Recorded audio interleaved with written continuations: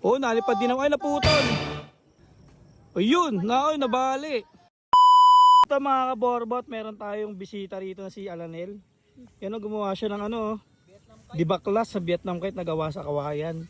So napakahilig ng batang to sa ano. Halos araw-araw to mga kaborbot, talagang gumagawa ng saranggola. Ito, feeling ko sa ano to, sa antena.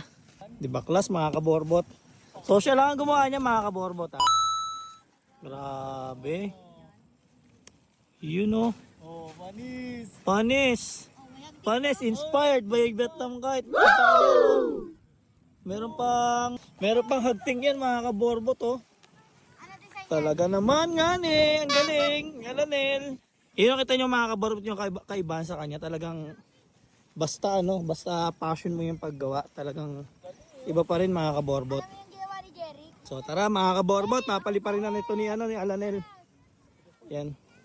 So lagi tumagawa mga kaborbot, yung mga previous vlog namin, nando siya palagi, may dala-dala lagi sa Ranggola. Ilang araw mo itong ginawa? Isa lang kuya da. Isang araw lang itong ginawa mga kaborbot. Ayan. Siguro nagsawa na siya kakadala ng malaking saranggola dito. Nabibigatan. So yan na, let's go. Lipad check, sa importante talaga is yung enjoyment sa paggagawa ng saranggola. Ano kaya sa pagkapalipad? Oh, nalipad din ako. Ay, naputol. Naputol. Natanggal sa ano, sa tali ng ano. So ito na mga kaborbot, round 2. Sheesh. Nalipad din naman oh. Ano yung natanggal? Ano yung natanggal? Ayun, pares ako sa baba. Ang luluwag ng lagay mo. Yung mga kaborbot, ito meron din dala si ano, nagoryon. Talagang passion na passion sa paggawa ng saranggola. Ayun, nabali.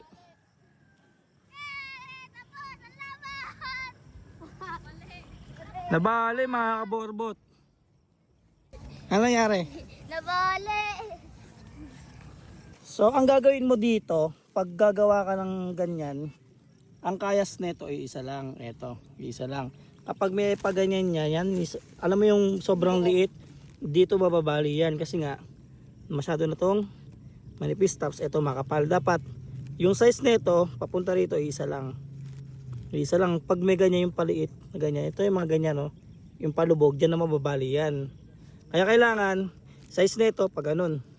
Pag maliit lang yung tube mo, liitan mo lang yung saranggola mo. Okay. Pwede to. Ito, hatiin mo pa to. Ayan. Gantong mga ganyan kalaki lang yan. Ganyan kalaki lang. Carry na yan. Ganto kalaki lang. Carry na yan. Tapos igitna mo pa ganun. Tapos, ito rin, patay mo doon. Mga ganyan kalaki lang. Tapos, gawa ka pa na mas maliit. Siguro mga dito, hanggang dito lang. Ayan, ganyan. Tapos, maliit lang yung tube mo. Tapos, ito ha, ito. Yung kasya sa tube, ganun lang din siya kalaki yung kawayan mo ha. Tapos, paliit. Ganon. Carry, bukas yan. Pwede mo po itong gamitin ito.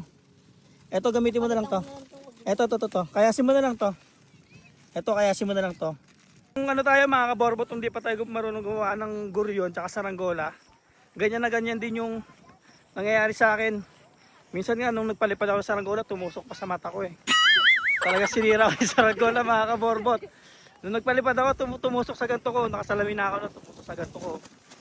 Winasa ko yung saranggola ko nun, sobrang inis ko kasi ay lumipad. Pero trial and error lang din talaga mga kaborbot. So yun lang mga kaborbot, sa paggagawa ng guryon, kapag di kayo pa yung masyadong marunong gumawa, trial and error lang kapag tsaga-tsaga lang tapos nood kayo ng mga tutorials. Meron, lalo na may mga YouTube ngayon. Mas madali na matuto kasi may mga YouTube. Yan, so yun mga kaborbot. So yun lang mga kaborbot, ano masabi mo? Sino shoutout mo? Shoutout kay mama. Okay, shoutout kay mama niya. Yan. So ano masabi mo sa mga kabataan na katulad mo nagagawa ng saranggola? Mag-practice lang kayo. Oh, practice lang daw kayo. So yun lang mga kaborbot, let's go.